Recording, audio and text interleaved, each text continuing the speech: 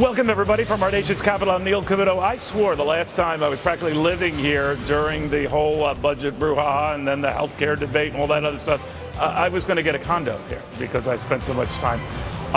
Then my next guest said, no, why don't you just stay with us every time you're here? I didn't take him up on it. But anyway, we're going to have the fine senator from Wyoming in just a second. But I do want to update you on what happened on this little soap opera we had on the Hill today.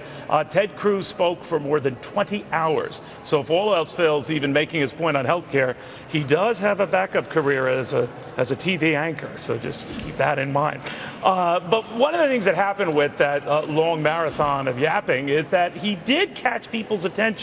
And whether you think it moved the needle or not on whether we're ultimately going to defund health care, as he hoped to do, most doubt is going to happen here. It did shift the debate to what the heck are we talking about here? What is going on with a health care law that remains decidedly unpopular with the American public? 7 out of 10 have some fears about it, and their bosses aren't helping matters any when so many of them are dumping them on these exchanges of which they know even less. A fellow who knows a thing or two about this is Senator John Barrasso from the fine state of Wyoming. He's an orthopedic surgeon as well, so he knows of what he speaks. It's not like these guys who just speak and speak. He's a doctor. But, you know, Senator, first of all, on the Cruz effort today, did it solve anything? Did it do anything? I believe that it helped raise the level of awareness for many people about the health care law, specifically because just next Tuesday, that's when the exchanges open, and everybody in America knows anything about this. And even the people that support it say expect trouble, and I expect big trouble in terms of opportunities for fraudsters, huge complications for people. One senator called it a train wreck, but they also realize that the president's promises about the health care law have been broken. He said, if you like what you have, you can keep it. But you just talked about all of the people that are being dumped onto the exchanges. The president said that your rates would drop significantly for a family of 4 by $2,500 a year. Rates are going up, not down. So those are things that the American people feel deceived by the president. But this isn't changing the effort to defund it, right? I mean, what do you think at best it is done? Postpone certain things, all things, what? Well, and defunding it is a right direction, but it doesn't solve the whole problem because there are still 20 taxes that are being collected under the Obama health care law, and that's why we need to repeal the entire thing. You're right, this is a very unpopular bill, but as a doctor, it's also an unworkable law, and as a nation, it's unaffordable to us as Americans. I know, and you and I have chatted about this before, but the mainstream media, being what it is saying that Republicans are sounding like sore losers. Even John McCain was on the floor of the Senate shortly after Senator Cruz was done, that elections have consequences, majorities have consequences.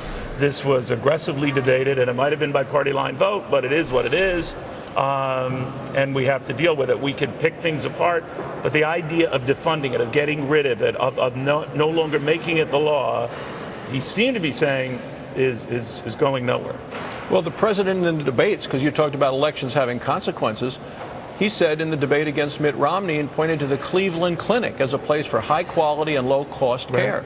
The Cleveland Clinic announced last week, as they look into the details of the health care law, they're going to have to fire employees and cut hundreds of millions of dollars from their budget. And in your state, some of the insurance provisions are going to be particularly onerous for Wyoming residents. Explain. It's going to be much more expensive for health insurance in Wyoming than it is now. Why is that? There are new mandates. You have to buy government-approved insurance rather than something that might be right for you. But why is it particularly high in Wyoming? Well, because when Washington comes up with a one-size-fits-all approach, it doesn't work in a lot of rural states, and in Wyoming, where you have great distances, few providers trying to set up the networks for how this works, one size doesn't work well for all of America. So play this out. What happens now, Senator? What do you think happens? As the exchanges open up and more people have to go there to get their coverage, which is different than care. The president equates the two words, but when you find out that if you're covered in the one exchange in California, you can't go to the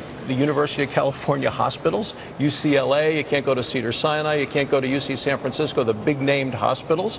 It's now playing out in New Hampshire, where 40% of the hospitals have been excluded from the exchanges. So people are saying, wait, I can't keep my kid's pediatrician, I can't keep my doctor, I can't keep my health care plan, and I can't even keep the hospital in my community that I'm used to go to. I think that the drumbeat to repeal the whole law continues to increase. All right. Barring that, though, some of these provisions you alluded to, like the employee mandate, even though the employers have a mandate, do you see that being pushed back? The administration says no, but it seems like the one middle ground I kind of see here, Senator, is maybe that, and that will be coupled with a budget resolution, maybe something else about extending the debt limit when that comes up a couple weeks later. Is it something like that that's going to be the middle ground? I agree that absolutely we ought to, give some relief to the hardworking people all across the country. The president's come up with, for unions, waivers, for other people waivers, for members of Congress. He even came up with a deal for a waiver there. We all ought to be treated equally, especially everyone in Congress ought to be held to the same levels of the Obama health care law. That ought to be included. And I believe eliminating the tax on medical devices ought to be in there, and as well as, at least for a year, delaying the individual mandate. Senator, thank you very, very much. Thanks, Neil. He carries a lot more heft to this debate because, as I said, he is a doctor, so keep that in mind.